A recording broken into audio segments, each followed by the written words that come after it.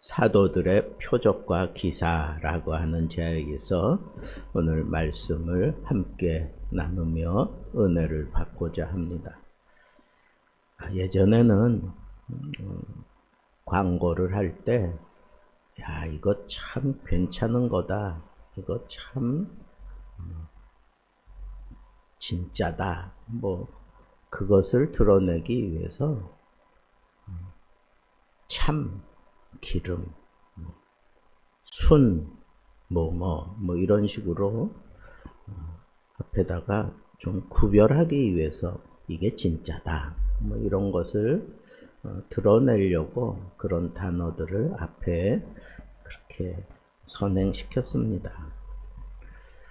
그만큼 이 세상 살아가노라면 진짜도 있지만 가짜도 수없이 많다라고 하는 것을 알 수가 있습니다. 진짜 음식도 있고 진짜 명품도 있고 진짜 사람도 있고 진짜 사랑도 있고 진짜 교회도 있다고 우리가 생각해야 하겠습니다. 진짜 교회는 어떻게 구분을 해야 할까요? 오늘 본문은 사도들의 손을 통해서 많은 표적과 기사가 일어났다고 증언하고 있습니다.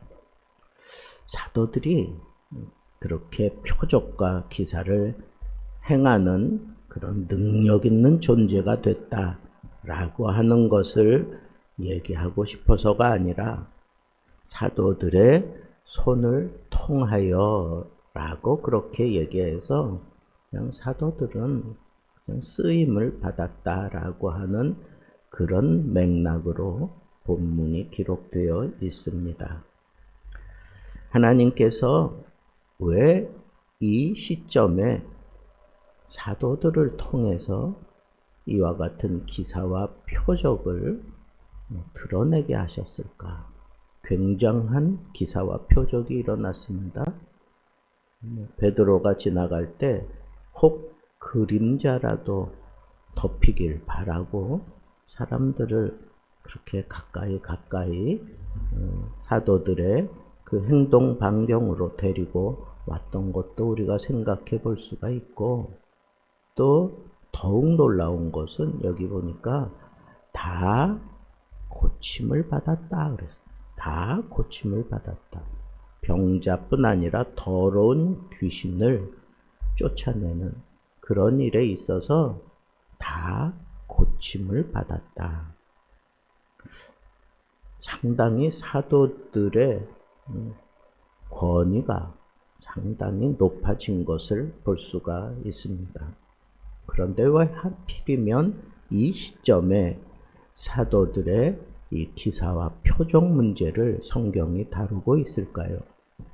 그것은 오늘 본문 직전에 우리가 어제 살펴본 대로 아나니아 삽비라가 헌금을 속이고 거짓말하다가 하나님의 심판을 받는 그런 내용을 살펴보았습니다. 그들은 헌금을 덜 해서 죽었다. 이 얘기보다는 하나님 앞에서 거짓을 행하고 공동체의 거룩함을 무너뜨리는 그런 심각한 위기를 던졌다. 그래서 하나님께서 심판할 수밖에 없었다라고 우리가 그렇게 이해한다면 이 공동체 안에서 하나님의 심판을 아주 직면적으로 경험한 그 공동체가 상당히 경직되고 두려움에 떨 수밖에 없었습니다. 거짓말한 결과로 부부가 그냥 그날 다 장사를 치렀잖아요. 그 사실을 사도는 온 교회가 알도록 그렇게 대차게 직면적으로 그렇게 일을 처리해 갔기 때문에 교회가 더 이상 이 교회는 거짓말하면 안 되는 곳이구나. 이런 분명한 생각이 심어졌던 것입니다. 하나님께서 성령을 통해서 그 거짓으로 인하여 그냥 흩뿌리려고 했던 그 사탄의 곰팡이 같은 그 더러움을 다 한순간에 다 씻어내셨습니다. 그 더러움을 회복시켜 주고 난 이후에 하나님께서 이 교회를 더욱 강력하게 만들기 위해서 교회에 다시 능력을 부어주시는 그런 의미로 오늘 본문을 우리가 이해하면 조금 오늘 본문 속에 나타나는 이런 문제들을 쉽게 풀어갈 수가 있습니다. 하나님의 교회를 정결하게 하셨고 그 위에 다시 능력을 부어서 다시는 이와 같은 사탄이 장난치지 못하도록 그렇게 아주 막강하게 힘을 실어주게 되는데 사도들을 통해서 이렇게 민간의 기사와 표적을 행하게끔 만들었습니다. 그래서 믿는 자들은 아주 똘똘 뭉쳐지게 되었고 그 나머지 사람들 그냥 어중이 떠중이들은 아주 두려움에 빠졌습니다. 감히 상종할 수 없을 그런 거리감이 생겨버리고 말았습니다. 분명히 하나님께서는 이렇게 교회의 지도자로 사도들을 세우셨기 때문에 사도들을 통해서 이와 같은 표적과 기사가 일어나도록 하나님께서 역사하신 것을 보면 지금 이 타이밍에는 하나님께서 이 교회를 정말 든든하게 세워가고 계시는구나 하는 측면에서 우리가 오늘 본문 말씀에 포커스를 맞춰야 하는 겁니다. 초대교회 시절에 사도들만 이런 표적과 기사를 행한 게 아니잖아요. 그런데 이 시점에는 사도들을 사용하셨고 이후에는 스데반도 사용했고 그리고 빌립 집사도 이렇게 기사와 표적을 일으키는데 직접적으로 사용을 해주셨고 이후에는 그 다음에는 사도 바울이 아주 굉장한 그런 복음 사역 속에 표적과 기사를 일으키고 있는 것을 우리는 이 시대가 성령 시대이기 때문에 이와 같은 능력이 이렇게 복음과 더불어 아주 강력하게 나타나는 시대구나라고 하는 것을 분명히 알 수가 있습니다. 그런데 특별히 사도들의 손을 통해서 이 표적과 기사가 많이 일어나게 하신 것은 이 교회 공동체의 정결함을 회복하고 난 이후에 사도들의 손을 통해서 이 공동체에 먼저 능력을 부으셨고 이후에 이 사도들을 통해서 민간에까지 이런 표적과 기사가 나타나도록 하셨던 것입니다. 어느 전기 기술자가 말했습니다. 전기줄은 자기 능력이 있는 게 아닙니다. 전기가 통과하는 길일 뿐입니다. 사도들의 손은 마치 전기줄 같습니다. 능력은 하나님에게서 나왔고 사도들은 그 능력을 흘려보내는 통로 역할을 했던 것입니다. 그들이 능력 있는 사람이라기보다는 하나님이 쓰시기에 합당한 정결한 그릇이었기 때문에 표적과 기사가 그를 통해서 하나님의 공동체에 나타나게 되었다라고 이해를 할 수 있습니다. 이 시점에 왜 기사와 표적이 필요한가? 하나님의 교회를 이렇게 강력하게 하기 위해서 왜 기사와 표적을 하나님께서 쓰셨나? 그것은 사도들의 권위를 세워주기 위해서였습니다. 그리고 깨끗해진 그 공동체를 거룩한 상태로 유지시키기 위해서 하나님께서 이와 같은 능력을 부어 주셨던 것입니다. 민수기 17장에 보면 이스라엘 백성이 모세와 아론의 권위에 도전을 합니다.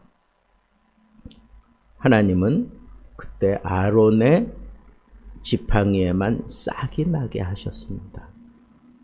지팡이는 죽은 나무잖아요. 근데 그 죽은 나무에 싹이 나게 하셨습니다. 그 기적을 통해서 하나님이 이 아론을 제사장으로 인정하고 있다라고 하는 사실을 온 백성들이 받아들이게 되는 그런 장면이 나옵니다. 오늘 본문도 바로 그와 비슷한 상황입니다.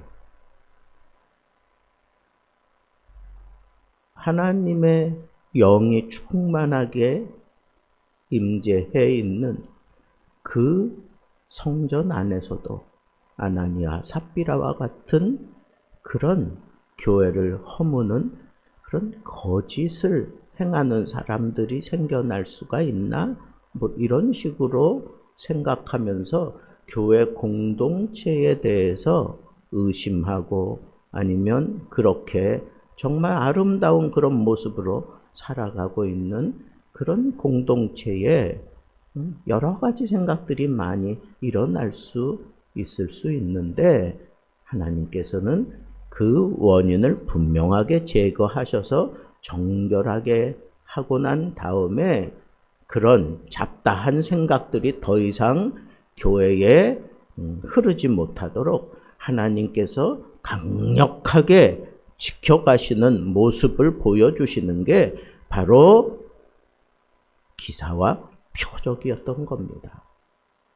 그런데 그 교회가 이런 기사와 표적을 통해서 강력해질 수 있도록 하신 것은 사도들을 사용하셔서 교회의 질서를 세우신 거고 이 기사와 표적을 통해서 교회뿐 아니라 민간에게까지 이 하나님을 두려워하고 정말 거룩하게 교회를 생각하게 만들어 놓으신 것이 바로 오늘 이 본문의 가장 중요한 클라이막스다라고 생각할 수 있습니다.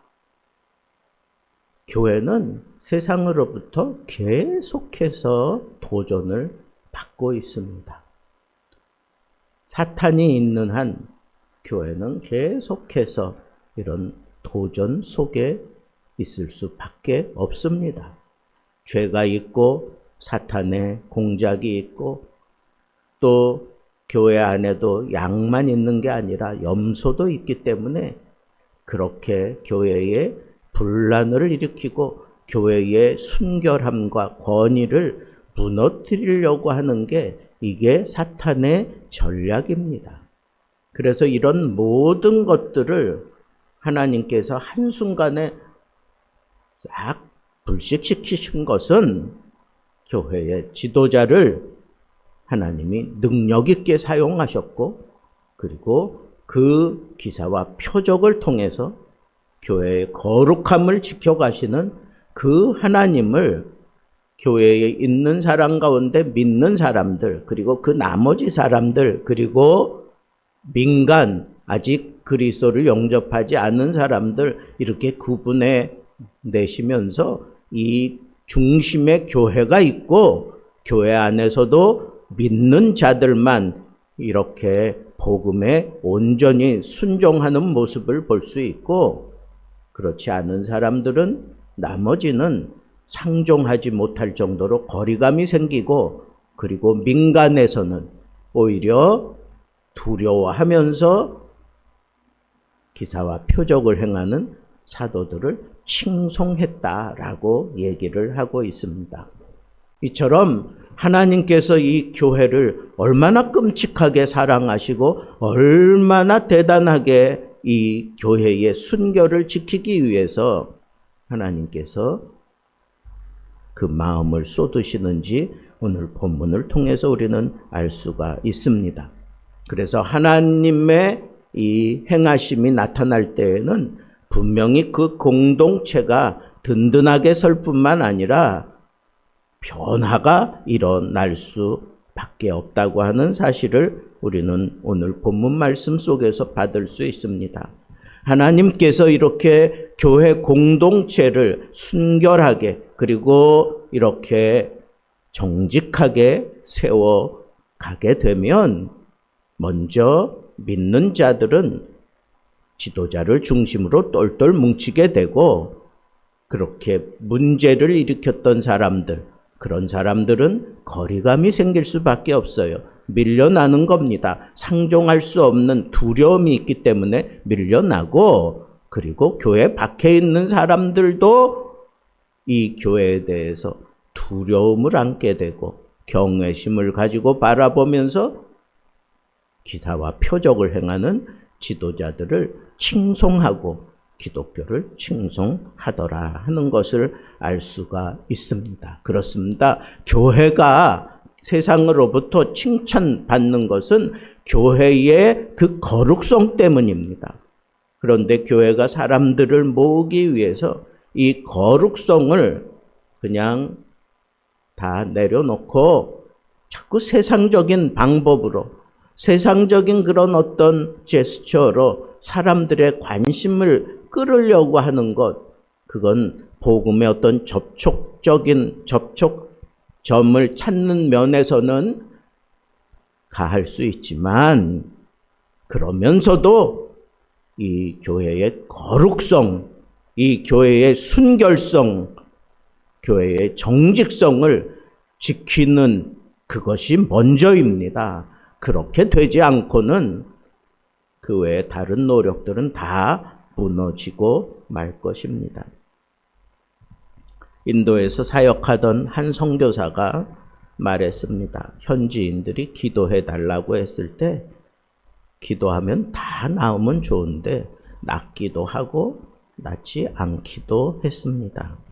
그러던 중 어느 날 그 마을 촌장이 난 사람들은 기뻐서 날뛰지만 낫지 않은 사람들은 실망하고 궁시렁궁시렁 말들이 나오니까 이 촌장이 이렇게 그 사람들을 얘기했습니다.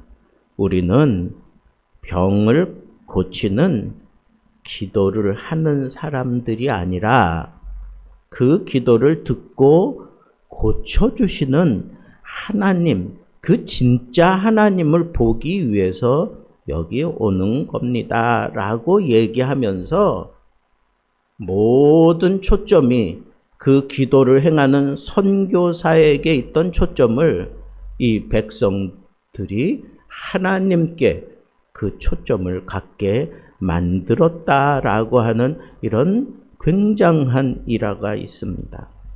사람들을 병에서 낫게 한 것보다 더 중요한 건 하나님이 역사하신다. 하나님이 우리 불악에 진짜로 역사하고 계신다라고 하는 그 증거를 우리가 보아야 한다라고 그렇게 그 촌장이 얘기한 것 때문에 그 불악이 기독교 받아들이고 기독교 안에서 아주 굉장한 그런 은혜를 누리게 되었다고 하는 그런 고백을 선교 메시지에서 들었습니다. 여러분, 그렇습니다.